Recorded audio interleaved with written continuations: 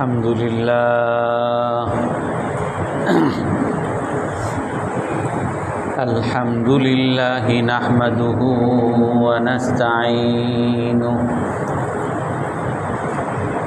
ونستغفره ونؤمن به ونتوكل عليه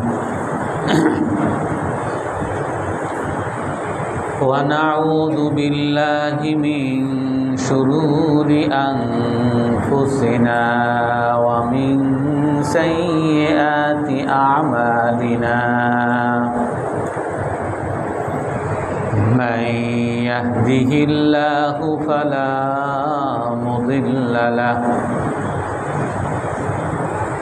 ومن يضلله فلا هادي له ونشهد أن لا إله إلا الله وحده لا شريك له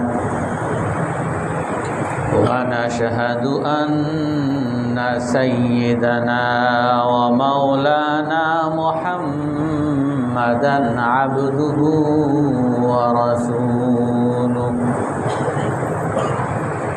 أرسله بالحق بشيرا ونذيرا بين يدي الساعة من يطع الله ورسوله فقد رشد واهتدى ومن يعصهما فقد ضل وغوى أما بعد فأعوذ بالله من الشيطان الرجيم بسم الله الرحمن الرحيم وما ظلمناهم ولكن ظلموا أنفسهم فما أغنت عنهم آلهتهم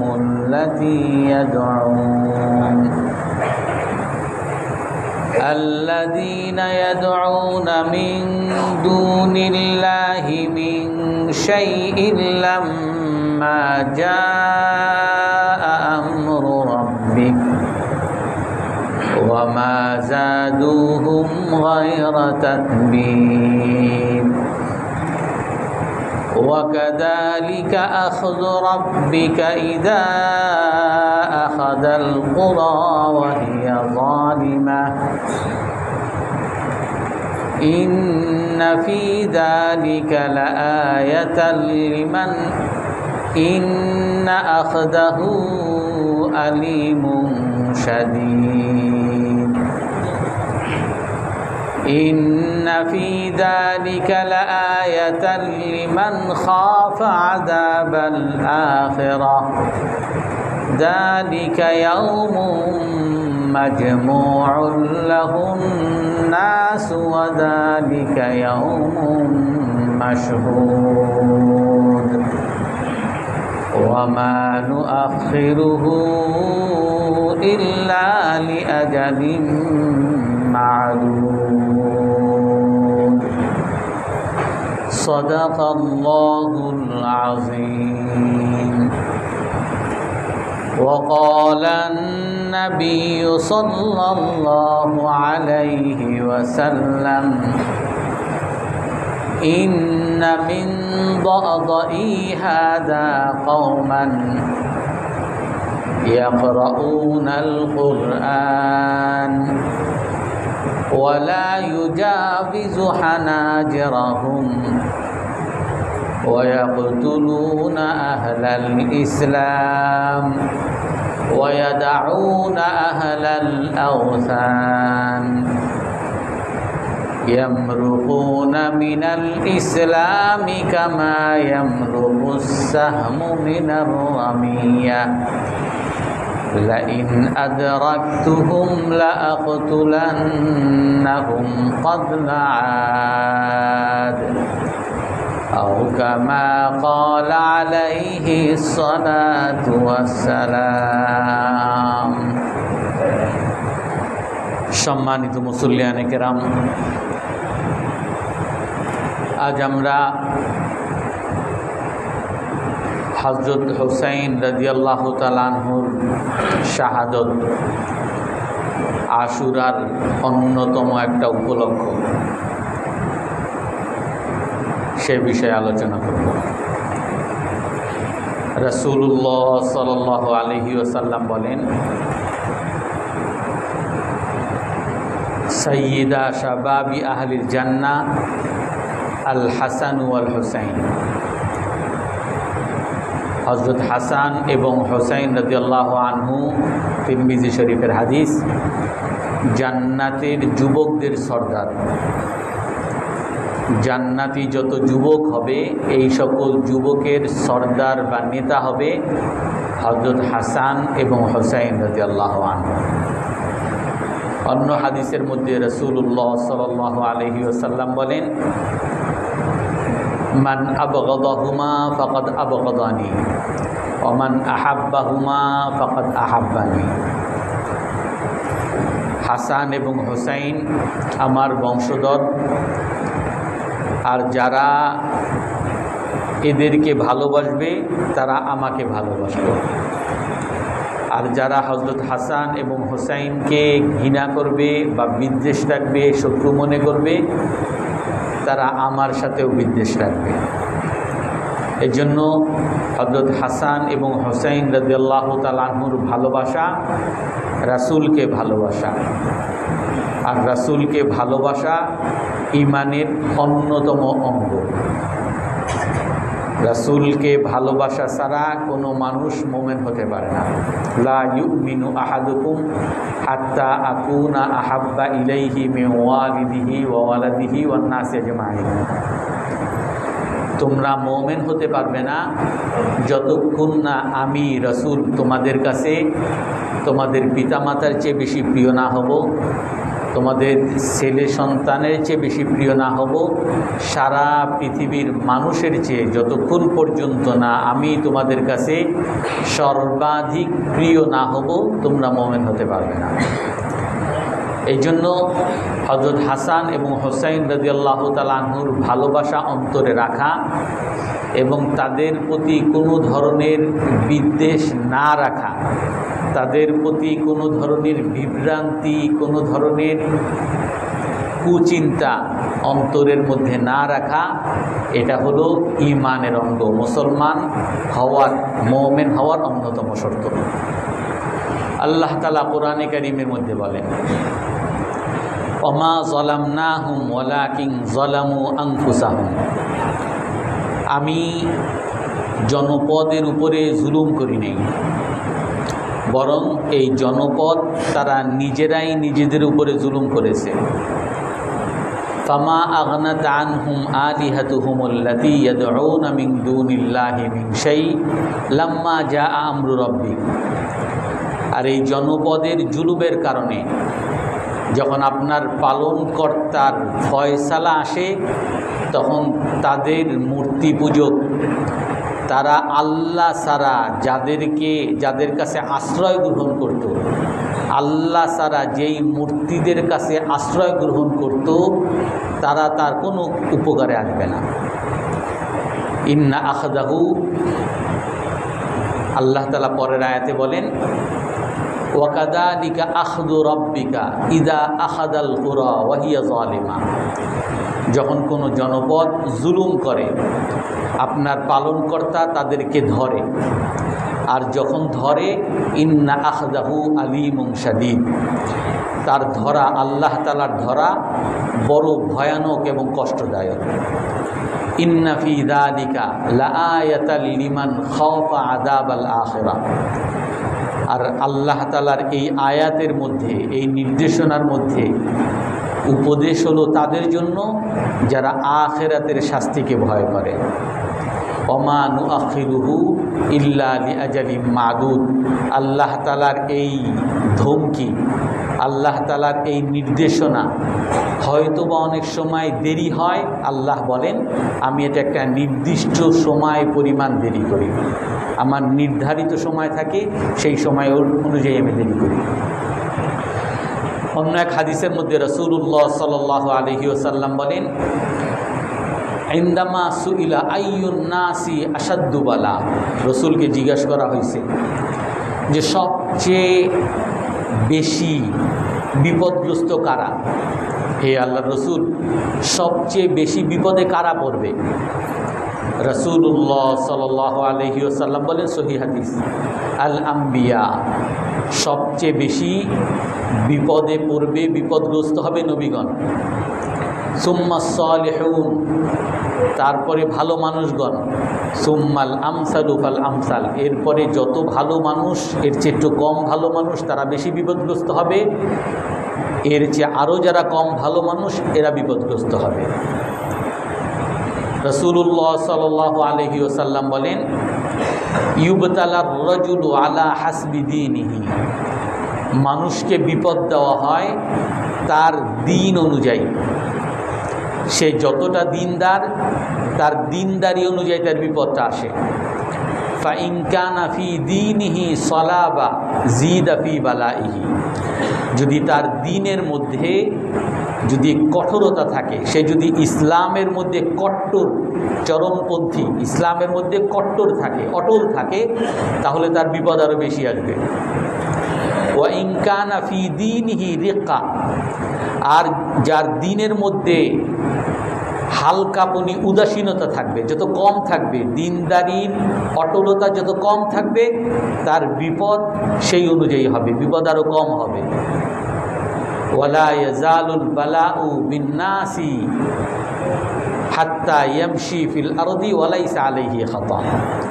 রাসূল সাল্লাল্লাহু আলাইহি সাল্লাম বলেন মানুষের উপর বিপদ আসতেই থাকে, আসতেই থাকে, আসতেই থাকে, যতক্ষণ পর্যন্ত না সেই মানুষ পুরো নিষ্পাপ না হয়ে যায়, ততক্ষণ তার উপরই বিপদ আসতেই থাকে।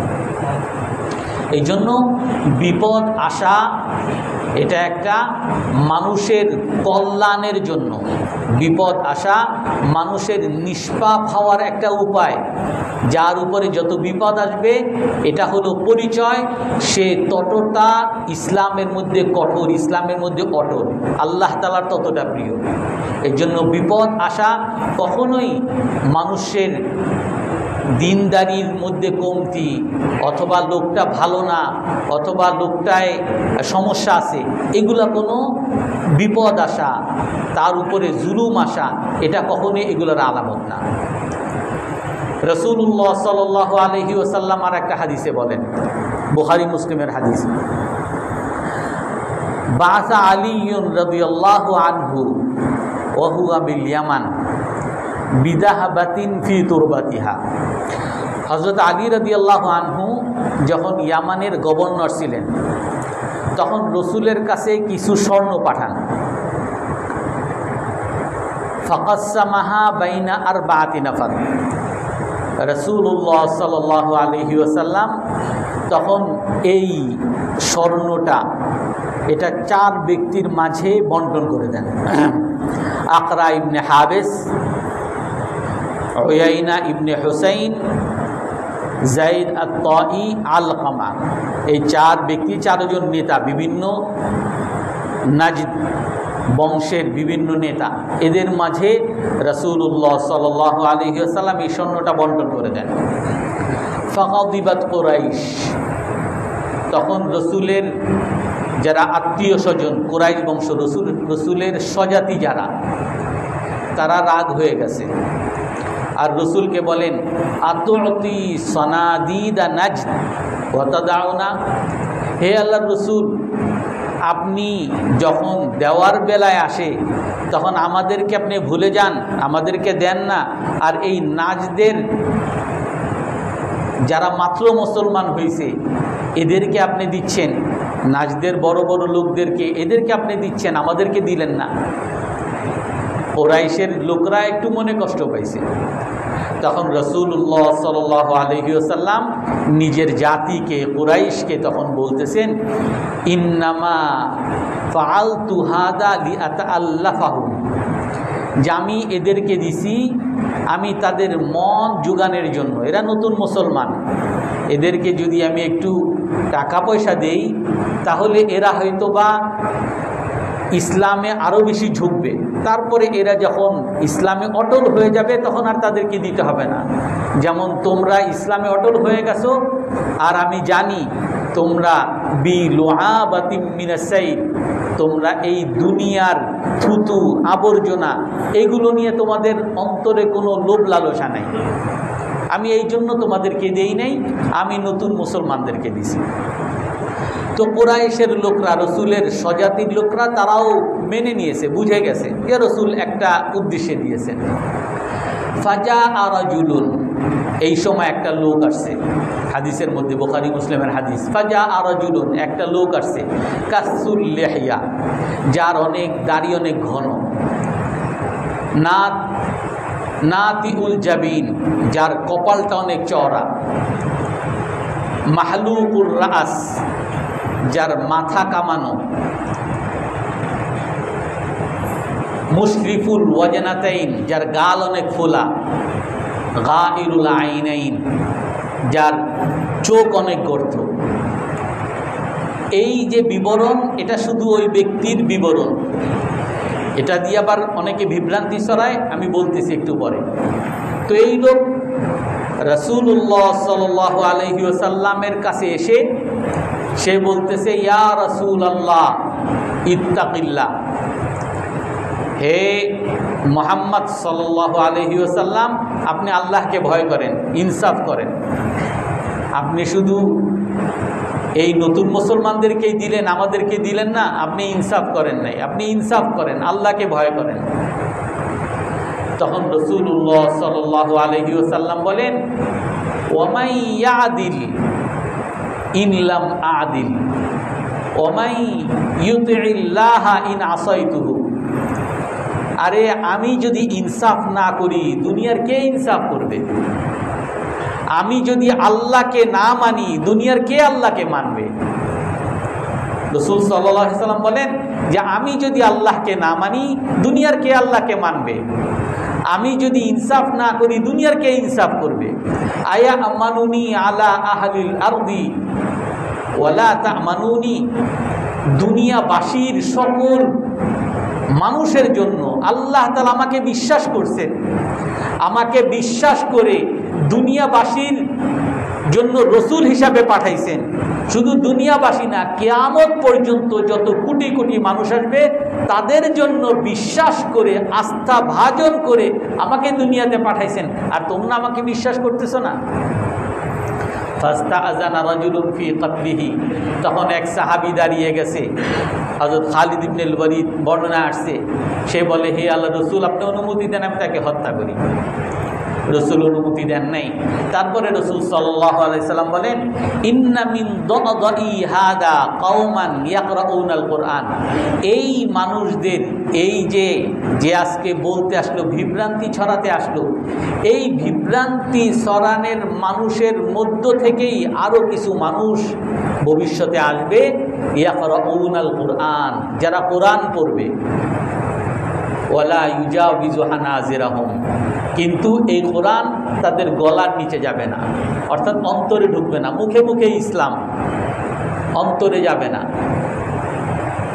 তার অন্তরে থাকবে দুনিয়ার লোভ, অন্তরে থাকবে ক্ষমতার লোভ, দুনিয়া তার অন্তরে ভর্তি থাকবে। মুখে মুখে মুসলমান, মুখে মুখে বলবে, কিন্তু অন্তরে তার কোরআন থাকবে না। আর এদের আরেকটা অন্যতম আলামত কি? ইয়াকতুলুনা আহলাল ইসলাম ওয়া ইয়াদাউনা আহলাল আওসান, এরা মুসলমানদেরকে হত্যা করবে আর মূর্তি পূজকদেরকে তারা ছেড়ে দিবে। তাদের ভালোবাসা হবে মূর্তি পূজকদের সঙ্গে, আর মুসলমান তাদের বড় শত্রু হবে, মুসলমানদেরকে তারা হত্যা করবে। ইয়ামরুকুনা মিনাল ইসলাম কামা ইয়ামরুকুস সাহমু মিনার রামিয়া, তারা ইসলাম থেকে এমনভাবে বের হয়ে যাবে যেভাবে তীর ধনুক থেকে বের হয়ে যায়। ধনুক থেকে তীর মারলে তীর যত দ্রুত বের হয়ে যায় এর চেয়েও দ্রুত তারা ইসলাম থেকে বের হয়ে যাবে। লাইন আদরাকতুহুম লাআকতুলান্নাহুম কাতলাত, আমি যদি এই জাতিকে আমি কখনো পাই তাহলে আমি তাদের সাথে কওমে আদ জাতির মতো তাদের সাথে যুদ্ধ করব। এদেরকেই খাওয়ারিজি বলা হয়। এরাই হযরত আলী রাদিয়াল্লাহু তাআলা আনহুর যুগে এই ধরনের মানুষের আবির্ভাব হয়েছিল। তারা হযরত আলী রাদিয়াল্লাহু তাআলা আনহুর পক্ষেই ছিলেন।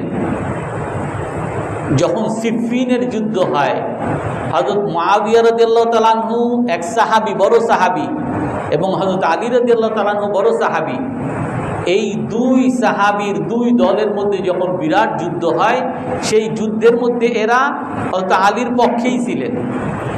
কিন্তু যখন এই যুদ্ধের মাত্রা অনেক বেড়ে যাচ্ছিল, অনেক সাহাবী মারা যাচ্ছিল, তখন মুআবিয়া রাদিয়াল্লাহু তাআলা আনহুর পক্ষ থেকে একজনে আপোষের জন্য ঘোষণা দেয় যে আপোষ, কোরআন অনুযায়ী আমরা আপোষ করি। তখন আলী রাদিয়াল্লাহু তাআলা আনহু সেই আপোষ মেনে নেয় যে আমরা যুদ্ধ চাই না, মারামারি চাই না, আমরা আপোষ করি নি। আর এই সময় হযরত আলী রাদিয়াল্লাহু তাআলা আনহুর দলে যারা ছিলেন এদের মধ্যে থেকে 12,000 খাওয়ারিজি, যেই বিবরণগুলো রাসূলুল্লাহ সাল্লাল্লাহু আলাইহি ওয়াসাল্লাম বলেছিলেন এই বিবরণের লোক। এরা কোরআন খুব ভালো পড়তো, খুব আল্লাহওয়ালা মানুষ ছিল, অনেক নামাজ পড়তো, কিন্তু তাদের অন্তরটা দুনিয়ার লোভে ভরপুর ছিল, ক্ষমতার লোভে ভরপুর ছিল। তারা কোরআন পড়তো কিন্তু কোরআন তাদের অন্তরে ঢুকতো না। এই জন্য যখন হযরত মুআবিয়া রাদিয়াল্লাহু তাআলা আনহুর পক্ষ থেকে কোরআন শরীফ উঁচু করে বলা হয়েছে যে কোরআন অনুযায়ী আমরা ফয়সালা করি, আর তারপরে দুইজন আপোষের জন্য দুইজনকে তারা নিয়োগ করে, হযরত মুআবিয়া রাদিয়াল্লাহু তাআলা আনহুর পক্ষ থেকে একজন এবং হযরত আলী রাদিয়াল্লাহু তাআলা আনহুর পক্ষ থেকে একজন, আমর ইবনে আস আর আবু মুসা আশআরী। যখন এই দুইজনকে তারা নিয়োগ করে যাতে আপোষ করা যায়, এই সময় তারা উল্টা বিভ্রান্তি ছড়ানো শুরু করছে যে আমরা মানব কোরআন আর এরা মানতেছে মানুষ। হযরত আলী রাদিয়াল্লাহু তাআলা আনহু মানুষ মানতেছে, অথচ আমরা মানব আল্লাহ এবং আল্লাহর রাসূলকে। আর আল্লাহ রসুলকে বাদ দিয়ে হযরত আলী সে এখন মানুষ মানা শুরু করছে, মানুষের পূজা শুরু করছে, অতএব আমরা এদেরকে ছেড়ে দিলাম। অথচ এই হযরত আলী রাদিয়াল্লাহু তাআলা আনহুর পক্ষে হযরত আব্দুল্লাহ ইবনে আব্বাস তাদেরকে বুঝাইতে গেছিল যে তোমরা বলে তোমাদের কি আপত্তি হযরত আলীর বিরুদ্ধে? বলে আপত্তি হলো সে মানুষ মানছে, আমরা মানবো আল্লাহকে, কোরআনকে মানবো, তা না মেনে সে মানুষ মানছে। বলে তোমরা যদি কোরআনই মানো, কোরআনের মধ্যে কি তোমরা এই আয়াত পড়ো নাই, ওয়াইন খিফতুম শিকাকা বাইনিহিমা ফাবাতু হাকামান মিন আহলিহি ওয়া হাকামান মিন আহলিহা।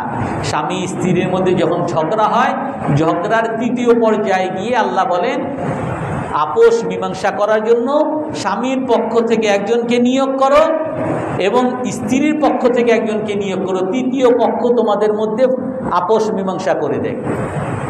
তো আল্লাহ তাআলা যদি একটা পরিবারকে রক্ষা করার জন্য তৃতীয় পক্ষের কাছে যদি যাইতে বলেন, তাহলে হাজার হাজার মুসলমানের রক্তকে রক্ষা করার জন্য তৃতীয় মানুষের কাছে গেলে দোষটা কি? তো এই খাওয়ারিজি হযরত আলী রাদিয়াল্লাহু তাআলা আনহুর যুগে স্পষ্ট হয়েছিল। তারা কোরআন পড়ে কিন্তু কোরআন তাদের মতো করে তারা ব্যাখ্যা করে। ইয়াকতুলুনা আহলাল ইসলাম, তারা মুসলমানদেরকে হত্যা করবে, তারা যুদ্ধ করবে মুসলমানের সাথে। কেন হযরত মুআবিয়ার সাথে আপোষ করলেন? তাদের আপত্তি, যুদ্ধ করবে মুসলমানরে, মারবে মুসলমানরে, কিন্তু খাতিল ইয়াদাউনা আহলাল আওসান, মূর্তি পূজকদের, তাদের সাথে বড় খাতিল। তো এই জন্য এই খাওয়ারিজি রাসূলুল্লাহ সাল্লাল্লাহু আলাইহি ওয়াসাল্লাম রসুলের যুগেই ভবিষ্যৎবাণী দিয়ে গেছে। মুসলমানের মধ্যে একটা লোক আসবে, কিছু জাতি আসবে যারা ইসলামের সবচেয়ে বড় ক্ষতি করবে। যে প্রথম অনেকের ব্যাখ্যা করে যে যারা ক্ষতি করবে, রসুল যেহেতু একজন, আর ওই রসুলকে যিনি আপত্তি জানাইছে তার কিছু বিবরণ বলছে, তার দাড়ি ঘন ছিল, এই দাড়ি রাখা খারাপ, এই জন্য দাড়ি রাখলে খারিজি হয়ে যাবে, এরকম অনেক তর্জমা করে। অনেক খারিজি আছে যে মাথা মুন্ডাইছে, তার মাথা মুন্ডানো ছিল, মাথা কামানো ছিল, যার মাথা কামানো এরা সব খারিজি, এরা সবাই ইসলামের মধ্যে বিভ্রান্তিকারী। যার গাল ফোলা এরা ইসলামের মধ্যে বিভ্রান্তিকারী। যেই ব্যক্তির বিবরণগুলো দেওয়া হয়েছে এইটা মূল বিবরণ, এটা হলো ওই ব্যক্তির বিবরণ, এটা খারিজির বিবরণ না। খারিজির বিবরণ হলো ইয়ামরুকুনা মিনাল ইসলামি কামা ইয়ামরুকুস সাহাম। খারিজির মেইন তাদের প্রকৃতি হবে, আকৃতি হবে, তাদের সিফাত হবে, তাদের গুণাগুণ হবে যে তারা মুসলমানদেরকে হত্যা করবে, আর মূর্তি পূজকদের সাথে তাদের খাতিল থাকবে। তারা কোরআন পড়বে কিন্তু কোরআন তারা ভুল ব্যাখ্যা করবে। তারা ইসলাম মানবে কিন্তু তার অন্তরটা দুনিয়ার লোভ আর ক্ষমতার লোভে পরিপূর্ণ থাকবে। ক্ষমতার লোভ ছাড়া সে ইসলামের কোনো একটা জিনিসকে ব্যাখ্যা করতে যাবে না। সব ব্যাখ্যা হলো কোরআন তার ওই ক্ষমতার লোভ অনুযায়ী। নামাজ, রোজা, হজ, যাকাত যা কিছু কোনো একটা যদি তার ওই ক্ষমতার বিরুদ্ধে যায় তাহলে ওই কোরআন বাতিল, নাউজুবিল্লাহ মিন যালিক। তার ওই দুনিয়ার লোভের বিরুদ্ধে যায় তাহলে এটা বাতিল। দেখবেন অনেক ঘুষখোর আছে, এদেরকে যখন আপনি বলবেন যে ভাই ঘুষ খাওয়া তো নিষেধ, কত হুজুররা ঘুষ খায়, হুজুররা ঘুষ খাইলে কি আপনার ঘুষ খাওয়াটা হালাল হয়ে যাবে? ভাই সুদ খাওয়া নিষেধ, সুদ, আমি তো সুদ খাই না, আমি মুনাফা খাই। আল্লাহ তাআলা বলতেছেন যে সুদ খাওয়া হারাম, লা তাকুলুর রিবা আযআফাম মুদাআফা। আপনি আপনার সুদ খাওয়ার জন্য কোরআনকে আপনি বিকৃত করে নিচ্ছেন। অন্য একটা হাদিসের মধ্যে রাসূলুল্লাহ সাল্লাল্লাহু আলাইহি ওয়াসাল্লাম বলেন, মান ইয়াইশ মিনকুম বাদি ফাসায়ারা ইখতিলাফান কাসীরা। যারা আমার পরে দুনিয়াতে থাকবে, রসুল হাদিসে বলেন যারা আমার পরে দুনিয়াতে থাকবে তারা আমার পরে অনেক বিতর্ক পাবে, মুসলমানদের মধ্যে অনেক বিভক্তি পাবে। আর এই বিভক্তির সময়, বিতর্কের সময় তোমাদের বাঁচার উপায় কি? রসুল বলে দিয়েছেন, ফাআলাইকুম বিসুন্নতি ওয়া সুন্নাতিল খুলাফাইর রাশিদিন আল মাহদিয়িন। ওই সময় তোমরা যদি বাঁচতে চাও, ওই বিতর্কের সময়, ওই দলাদলির সময় যদি বাঁচতে চাও, তোমাদেরকে আমার সুন্নতকে ধরতে হবে এবং আমার সাহাবাদের সুন্নতকে ধরতে হবে, খোলাফায়ে রাশিদিনের সুন্নতকে ধরতে হবে, সাহাবাদের আদর্শকে ধরতে হবে, তাহলেই তোমরা বাঁচবা। এখানে একটা কথা বলে নেওয়া দরকার। অনেক মানুষ, অনেক আলেম ওলামার মধ্যে বিভ্রান্তি আছে। সাহাবাদের মধ্যে, অনেক সাহাবাদের মধ্যে বিভক্তি হয়েছে। সিফিনের যুদ্ধ সাহাবাদের মাঝে হয়েছে। মুআবিয়া রাদিয়াল্লাহু তাআলা আনহু এক বড় সাহাবী, ওহী লেখক একজন বড় সাহাবী। আলী রাদিয়াল্লাহু তাআলা আনহু একজন খলিফা, বড় সাহাবী। এদের মধ্যে যুদ্ধ হয়েছে। তো আমরা সাহাবাদেরকে কেমনে মানবো? দুইজন দুই পক্ষের, আমরা কোন পক্ষের মানবো? এরকম অনেকে বিভ্রান্ত ছড়ায় যে সাহাবাদেরকে মানা যাবে না। রাসূলুল্লাহ সাল্লাল্লাহু আলাইহি ওয়াসাল্লাম বহুত আগে এর সমাধান দিয়ে গেছেন। ইজা ইজতাহাদা ফাআসাবা ফালাহু আজরান ওয়া ইজা ইজতাহাদা ফাআখতা ফালাহু আজরুন ওয়াহিদ। নবীগণের ব্যাপারে আল্লাহ তাআলা ঘোষণা দিয়েছেন, ইল্লা ইবাদাকা মিনহুমুল মুখলাসিন। নবীগণ কোনো গুনাহ করবে না। কিন্তু সাহাবায়ে কেরাম, আল্লাহ তাআলা বলেন, ওমা লাকুম আল্লা তুনফিকু ফি সাবিলিল্লাহি ওয়ালিল্লাহি মিরাসুস সামাওয়াতি ওয়াল আরদ লা ইস্তাবি মিনকুম মান কাতালা ক্বাবলাল ফাতহি। যারা মক্কা বিজয়ের আগে যারা মুসলমান হয়েছে তারা কখনো সমান হবে না তাদের যারা মক্কা বিজয়ের পরে মুসলমান হয়েছে। ওয়াকুল্লাহু ওয়াদাল্লাহুল হুসনা। তবে সকলের জন্য আল্লাহ তাআলা জান্নাতের ওয়াদা করছেন। সকল সাহাবীরা জান্নাতি, অর্থাৎ নবীগণ নিষ্পাপ আর সকল সাহাবী জান্নাতি। কিন্তু সাহাবীরা গুনাহ করবে, সাহাবীরা গুনাহ করলেও আল্লাহ তাআলা ঘোষণা দিয়েছেন তারা জান্নাতি, অর্থাৎ গুনাহ করলেও তারা মৃত্যুর আগে তওবা করে জান্নাতি হওয়ার সার্টিফিকেট আল্লাহ তাআলাই দিয়ে দিয়েছেন। আর এই জন্য রাসূল কি বলেন, ইজাজতাহাদা, যখন কোনো গবেষক গবেষণা করে, ফাআসাবা, আর গবেষণা করে সঠিক করছে, ফালাহু আজরান, দুইটা সওয়াব তার জন্য।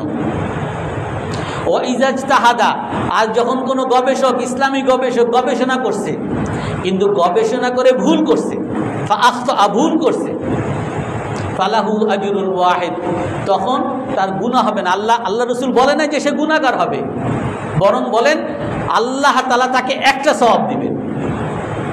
গবেষণা করে সঠিক করলে দুইটা সওয়াব, গবেষণা করে ভুল করলে একটা সওয়াব, মানে গুনাহ নাই। এই জন্য সাহাবায়ে কেরাম যদি কোনো ক্ষেত্রে গবেষণা করে ভুলও করেন, অর্থাৎ আলী রাদিয়াল্লাহু তাআলা আনহু গবেষণা করে সঠিক করছেন, অর্থাৎ মুআবিয়া গবেষণা করে ভুল করছেন, যদি ভুলও করেন তারপরেও তার জন্য একটা সওয়াব, গুনাহ নাই। রাসূলের হাদিস, বুখারী মুসলিমের হাদিস আছে, সাহাবায়ে কেরামকে যখন বনিল মুস্তালাকে যুদ্ধে পাঠান তখন বলেন লা ইউসাল্লিয়ান্না আল আসরা ইল্লা বনিল মুস্তালিক, রাসূল ঘোষণা দিয়েছেন যে তোমাদেরকে আমি পাঠাচ্ছি বনিল মুস্তালাক যুদ্ধে, তবে বনিল মুস্তালাকে পৌঁছার আগে কেউ আসর নামাজ পড়বে না। বুখারী মুসলিমের হাদিস। পথিমধ্যে আসরের সময় শেষ প্রায়, সাহাবীদের মধ্যে দুই ভাগ হয়ে গেছে যে আল্লাহ রাসূল বলছেন বনিল মুস্তালাকে যাওয়া ছাড়া আসর নামাজ পড়া যাবে না, এই জন্য নামাজ গেলে যাক, আমি বনিল মুস্তালাকে গিয়েই নামাজ না পাইলে সেখানে গিয়েই পড়ব। আর কিছু সাহাবী বলেন রাসূল যে বলছেন বনিল মুস্তালাকে যাওয়া ছাড়া নামাজ পড়া যাবে না, এটা আমাদেরকে তাড়া দেওয়ার জন্য, আমরা যাতে তাড়াতাড়ি যাই, যাতে বনিল মুস্তালাকে গিয়ে আসর নামাজ পড়তে পারি। এর মানে এই না যে আমাদেরকে আসর নামাজ কাজা করতে হবে। তো সাহাবীদের মধ্যে দুই দল হয়ে গেছে, কিছু সাহাবা পথে মধ্যে আসর নামাজ পড়ছেন, আর কিছু সাহাবা তারা তাদের বুঝ মতো তারা আসর নামাজ না পড়ে বনিল মুস্তালাকে গিয়ে নামাজ পড়ছে। তো এই দুই সাহাবীর দল যখন রাসূলের কাছে ফিরে আসেন, তখন রাসূলের কাছে এসে বলেন, হে আল্লাহ রাসূল, আমরা তো এমন করছি, আমাদের মধ্যে দুই দল হয়ে গেছিল, কেউ নামাজ পড়ছে কেউ নামাজ পড়ে নাই। রাসূল বলেন যে তোমরা দুজনই সঠিক। অর্থাৎ পুরো বিপরীতমুখী জিনিস, কিন্তু যেহেতু তারা তাদের মনের মধ্যে ইখলাস ছিল, আল্লাহকে খুশি করাই ছিল, এই জন্য দুজনকেই আল্লাহর রাসূল সঠিক বলে দিয়েছেন। আল্লাহ তাআলাও ঘোষণা দিয়েছেন কুল্লা ওয়াদাল্লাহুল হুসনা, সবার জন্য জান্নাতের ওয়াদা করছেন। এই জন্য কোন সাহাবার সমালোচনা এবং কোন সাহাবার, যেই সাহাবাকে মানা যাবে না, কোন সাহাবীকে গালিগালাজ করা, এটা কোনো মুসলমানের সাজে না, কোনো মুসলমান করতেই পারে না। অন্য হাদিসের মধ্যে আছে হুব্বুল আনসারি মিনাল ইসলাম, আনসারি সাহাবাদেরকে ভালোবাসা এটা ঈমানের অঙ্গ। সাহাবাদেরকে যারা ভালোবাসে তারা মুসলমান, সাহাবাদেরকে যারা ঘৃণা করে তারা হলো মুনাফিক। এজন্য সাহাবাদেরকে কখনো ঘৃণা করা যাবে না, সাহাবাদের কোনো দোষ নিয়ে চর্চাও করা যাবে না। তো হযরত হুসাইন রাদিয়াল্লাহু তাআলা আনহু, উনি হযরত মুআবিয়া রাদিয়াল্লাহু তাআলা আনহুর ইন্তেকালের পরে ওনার ছেলে ইয়াজিদকে হযরত মুআবিয়া রাদিয়াল্লাহু তাআলা আনহু ওনার পরবর্তী খলিফা হিসাবে নিয়োগ করে যান। কিতাবের মধ্যে বিভিন্ন রকম বর্ণনা আসছে কেন হযরত মুআবিয়া রাদিয়াল্লাহু তাআলা আনহু ইয়াজিদের চেয়ে বড় বড় সাহাবা থাকা সত্ত্বেও তার ছেলে ইয়াজিদকে কেন উনি নিয়োগ দিলেন। যেহেতু হযরত মুআবিয়া রাদিয়াল্লাহু তাআলা আনহু একজন বড় সাহাবীর সমালোচনা করা যাবে না, এই জন্য ওনার ব্যাপারে আমরা ভালো ধারণাই রাখবো, এবং যেই সমস্ত বর্ণনাগুলো ওনার সম্মানের সাথে যায় সেই সমস্ত বর্ণনাগুলো আমাদেরকে ধরতে হবে, এবং সহি বর্ণনা। হযরত মুআবিয়া রাদিয়াল্লাহু তাআলা আনহুর কাছে অনেক সাহাবা আসেন,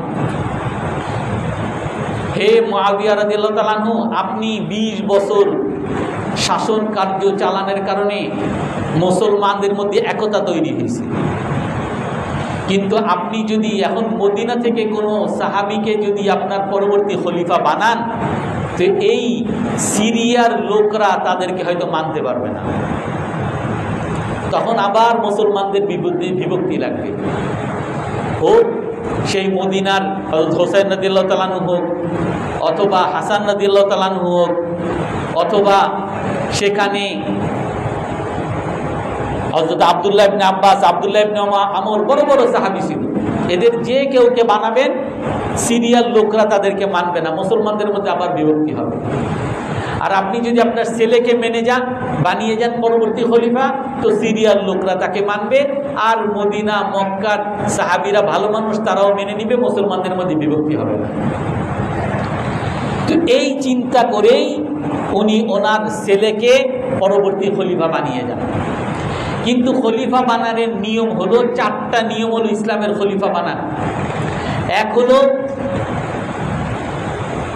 যে সবাই মিলে একজনকে নির্বাচন করা, যেমন হযরত আবু বকর রাদিয়াল্লাহু তাআলা আনহুকে রাসূল সাল্লাল্লাহু আলাইহি সাল্লাম আবু বকর রাদিয়াল্লাহু তাআলা আনহু সবচেয়ে সেরা ঘোষণা দিয়ে গেছেন। কিন্তু হযরত ওমর ইবনুল খাত্তাব সহ বেশ কিছু সাহাবী হযরত আবু বকরকে খলিফা মেনে নিয়েছেন, সবাই আবু বকরের কাছে বায়াত করছে, আবু বকর রাদিয়াল্লাহু তাআলা খলিফা হয়ে গেছে। একটা পদ্ধতি। আর একটা পদ্ধতি, যিনি খলিফা থাকবেন ইনি পরবর্তী খলিফা নিয়োগ করে যাবেন। হযরত আবু বকর রাদিয়াল্লাহু তাআলা আনহু জীবিত থাকা অবস্থায় উনি পরবর্তী খলিফা হযরত ওমর ইবনুল খাত্তাব রাদিয়াল্লাহু তাআলা আনহুকে নিয়োগ করে যান। আর নিয়োগ করার আগে হযরত আবু বকর রাদিয়াল্লাহু তাআলা আনহু অনেক সাহাবীদের সাথে পরামর্শ করেন যে আমার পরে ওমর রাদিয়াল্লাহু তাআলা আনহু খলিফা হইলে কেমন হয়। কেউ ওনার পক্ষে বলছেন, কেউ বিপক্ষেও বলছেন উনি অনেক কঠোর মানুষ। হযরত আবু বকর তাদেরকে বুঝাইছেন উনি কঠোর আল্লাহর জন্য, উনি কখনো মানুষকে জুলুম করার ক্ষেত্রে কখনো কঠোর না, উনি সবসময় আল্লাহর জন্য, ইসলামের জন্য কঠোর থাকে। আর তৃতীয় হলো কিছু বিশেষ ব্যক্তিদেরকে খলিফা নির্বাচনের জন্য নিয়োগ করা, যেটা হযরত ওমর রাদিয়াল্লাহু তাআলা আনহু করে গেছেন। 6 জন সাহাবীকে নিয়োগ করে গেছেন যে পরবর্তী খলিফা তোমরা নিয়োগ করবা। হযরত ওমর রাদিয়াল্লাহু তাআলা আনহু আবু বকরের মতো পরবর্তী খলিফা নিয়োগ করেন নাই। 6 জন সাহাবী ঠিক করে দিয়েছেন যে তোমরা পরামর্শ করে, তোমরা বিশিষ্ট মানুষ, তোমরা পরামর্শ করে যেই খলিফার উপরে একমত হবা সবাই তার উপরে একমত হবে। তো 6 জন মিলে হযরত ওসমান রাদিয়াল্লাহু তাআলা আনহুর উপরে একমত হয়েছে, সবাই ওসমান রাদিয়াল্লাহু তাআলা আনহুকে মেনে নিয়েছে। পরবর্তীতে হযরত ওসমান রাদিয়াল্লাহু তাআলা আনহু যখন ইন্তেকাল করেন, ইন্তেকালের পরে তখন হযরত ওসমান রাদিয়াল্লাহু তাআলা আনহুর শাহাদাতটা একটা বিদ্রোহের কারণে হয়েছে। আর ওই বিদ্রোহের কারণে হওয়ার কারণে অনেক সাহাবা মদিনা থেকে তখন মক্কায় ছিলেন। যখন ওসমান রাদিয়াল্লাহু তাআলা আনহু ইন্তেকাল করেন, ওই সময় বিদ্রোহীরই অনেক লোক এবং মদিনার অনেক লোক হযরত আলী রাদিয়াল্লাহু তাআলা আনহুর কাছে বায়াত করেন যে আপনি খলিফা হন। আলী রাদিয়াল্লাহু তাআলা আনহু খলিফা হতে চান নাই, যে এরকম বিদ্রোহীদের দ্বারা বেষ্টিত আমি খলিফা হতে চাই না। কিন্তু পরবর্তীতে হযরত আলী রাদিয়াল্লাহু তাআলা আনহু যখন দেখেন যে আমি যদি খলিফা না হই তাহলে এই বিদ্রোহীদের মধ্যেও হয়তো কেউ খলিফা হয়ে যাবে, আরো বেশি বিশৃঙ্খলা লাগবে। তো যার কারণে যখন এই বিদ্রোহীরাও হযরত আলী রাদিয়াল্লাহু তাআলা আনহুকে খলিফা মানছে, সাহাবীরাও মানছে, বেশ বিরাট একটা সংখ্যক মানুষ হযরত আলী রাদিয়াল্লাহু তাআলা আনহুর হাতে বায়াত করে। তো সেভাবে নির্বাচন হয়েছে যে তাকে মানছে। কিন্তু আলী রাদিয়াল্লাহু তাআলা আনহুর পরের যুগ থেকেই ফিতনাটা শুরু হয়েছে। আলী রাদিয়াল্লাহু তাআলা আনহুর যুগেই সিরিয়ার বিরাট একটা অংশ, বিশেষ করে হযরত মুআবিয়া রাদিয়াল্লাহু তাআলা আনহু আলীর কাছে বায়াত করেন নাই। আর বায়াত করেন নাই উনি সাহাবী, ওনার যুক্তি হলো যে আমরা আপনাকে অবশ্যই খলিফা মানি, অবশ্যই খলিফা মানবো, বায়াত করব, তবে আগে হযরত ওসমান রাদিয়াল্লাহু তাআলা আনহুর শাহাদাতের বা তার হত্যার আগে প্রতিশোধ নেন, আগে এর বিচার করেন, আগে বিচার তারপরে বায়াত। এরকম অনেক সাহাবী, হযরত আয়েশা রাদিয়াল্লাহু তাআলা আনহা, তারপরে হযরত তলহা, হযরত জুবাইর ইবনে আওয়াম রাদিয়াল্লাহু তাআলা, অনেক সাহাবী যে আগে বিচার হবে তারপরে বায়াত হবে। এই কারণে বিভক্তি আসছে। এই জন্য কোনো সাহাবীদেরকে সমালোচনা করা যাবে না।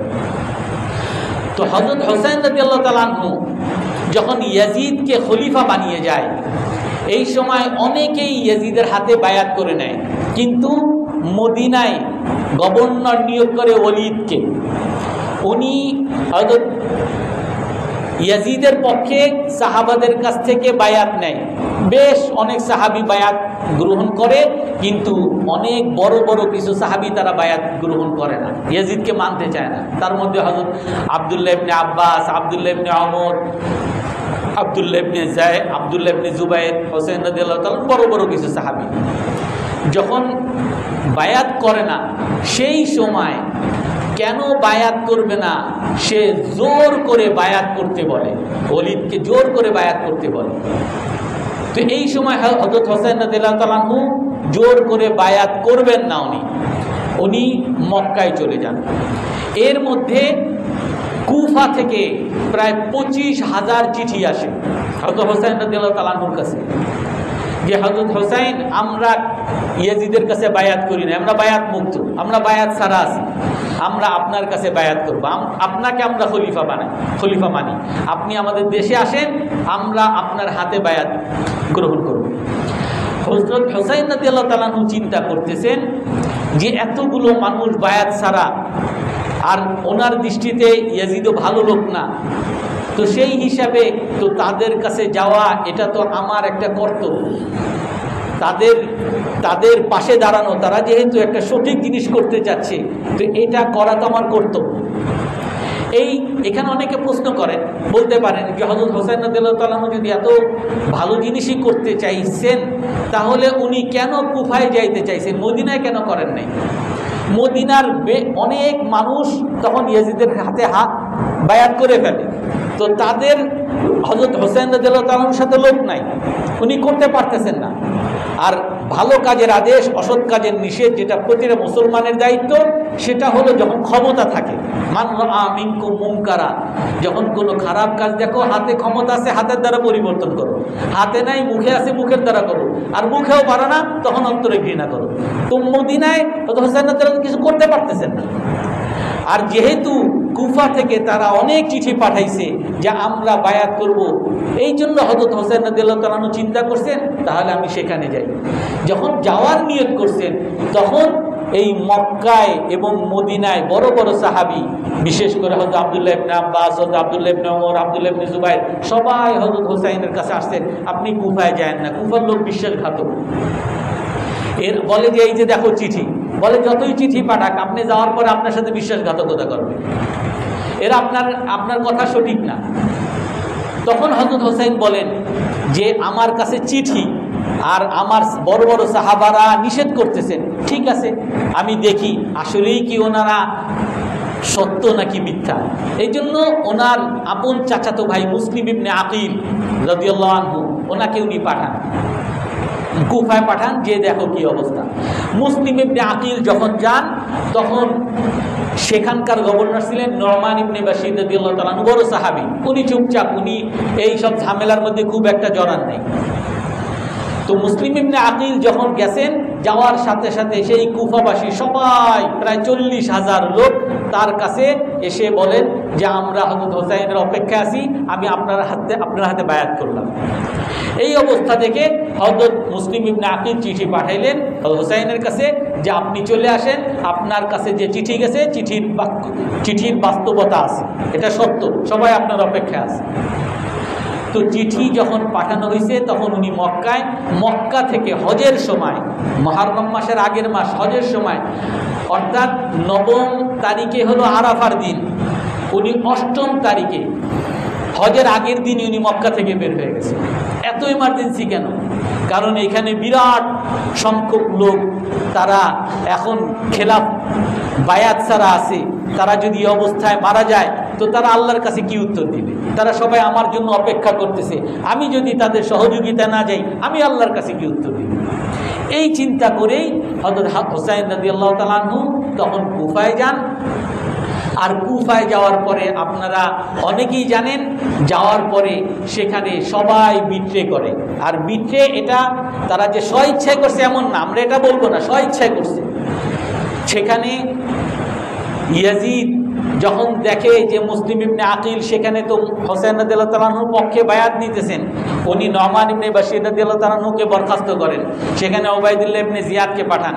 ওবায়দুল্লাহ বিন জিয়াদ আসার সাথে সাথে মুসলিম ইবনে আকিলকে হত্যা করেন, আর এর যারা যারা বায়াত গ্রহণ করছে তাদেরকে হত্যা করেন, এবং যারা যারা বড় বড় নেতা আছে তাদেরকে বিভিন্ন টাকা পয়সা দেন, যে যারা তোমরা এই ঈদ থেকে হোসেন রাদিয়াল্লাহু তাআলা পিছন থেকে সরো, তাহলে এই টাকা নাও, আর যদি হোসেনের কাছে থাকো তাহলে এই মুসলিম নাকিনে মাথা যেমন বাজারের মধ্যে ঝুলতেছে এরকম বাজারের মধ্যে ঝুলবে। অনেক মানুষকে হত্যা করছে, অনেক মানুষকে টাকা দিছে, এভাবে সবাইকে কিনে ফেলছে।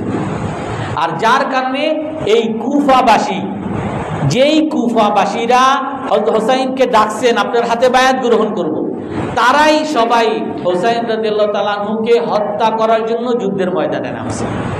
এই জন্য কারবালার ময়দানে হোসেন রাদিয়াল্লাহু তাআলা আনহু সর্বশেষ যে ভাষণ দিছিলেন তাদেরকে, হে নাম ধরে ধরে, হে হাজ্জাজ, হে আমর, এরকম নাম ধরে ধরে বলছেন, তোমার চিঠি কি আমার কাছে দেওয়া নাই? তোমরা কি বলো নাই আমাকে আসতে? তোমরা কি আমার কাছে বায়াত গ্রহণ করার জন্য আমাকে ডাকো নাই? এখন তোমরা আমাকে মারতে আসছো। এই জন্য ওই কুফাবাসীকে সবাই বিশ্বাসঘাতক জাতি বলে, কারণ এরা এর আগে হযরত হাসান রাদিয়াল্লাহু তাআলা আনহুকে হত্যা করছে, এর আগে হযরত আলী রাদিয়াল্লাহু তাআলা আনহুকে এই কুফাবাসীরা হত্যা করছে। তো এই জন্য যেহেতু আজকে সময় শেষ, ইনশাআল্লাহ সামনে আমরা পূরণ করব। এখানে আমাদের যেটা সবচেয়ে বড় শিক্ষা, সর্বদা আমাদেরকে হকের সাথে থাকতে হবে। হযরত হোসেন রাদিয়াল্লাহু তাআলা আনহু একমাত্র হক প্রতিষ্ঠা করার জন্য, সত্য ন্যায় প্রতিষ্ঠা করার জন্য তার জীবন দিয়েছেন। আর এই জন্য বলে ইসলাম জিন্দা হোতা হ্যায় হর কারবালা কে বাদ। কারবালার মতো মুসলমানের উপরে যখন বিপদ আসে, আর ওই বিপদের মধ্যে যখন মানুষ অটল থাকে, তখনই ইসলাম জীবিত হবে। এই জন্য মুসলমানের উপরে বিপদ আসা এটা বড় কঠিন বিষয় না, স্বাভাবিক বিষয়। মুসলমান যত বড় মুসলমান হবে তার উপরে তত বড় বিপদ আসবে। আমার উপরে যত বিপদ আসবে আমাকে ধরে নিতে হবে যে আমি ইসলামের মধ্যে অটল আছি, আমাকে আল্লাহ তাআলা পছন্দ করেন, আমাকে আল্লাহ তাআলা ভালোবাসেন। আর উল্টো দিকে যারা বাতিলের সাথে থাকবে, সারা জীবনের জন্য দুনিয়াতেও তারা কোনোদিন টিকবে না এবং আখিরাতেও তারা কোনোদিন টিকবে না। দুইটা গুনাহের শাস্তি মানুষকে আল্লাহ তাআলা রাসূল হাদিসের মধ্যে বলেন, মা মা ইয়াদখিরুহুমা মিনাল আখিরা, আখিরাতের মধ্যে এই দুইটা গুনাহের শাস্তি তো আছেই, দুনিয়াতেও আল্লাহ তাআলা শাস্তি না দিয়ে তাকে মারবেন না। একটা হলো পিতা মাতার সাথে খারাপ ব্যবহার, আর একটা হলো জুলুম করা। যারা জুলুম করবে, যারা পিতা মাতার সাথে খারাপ ব্যবহার করবে, বড়দের সাথে যারা বেয়াদবি করবে, তারা দুনিয়াতে এইরকম জুলুমের সম্মুখীন হয়ে, এইরকম বেয়াদবির সম্মুখীন হয়ে তারা দুনিয়া থেকে যাবে।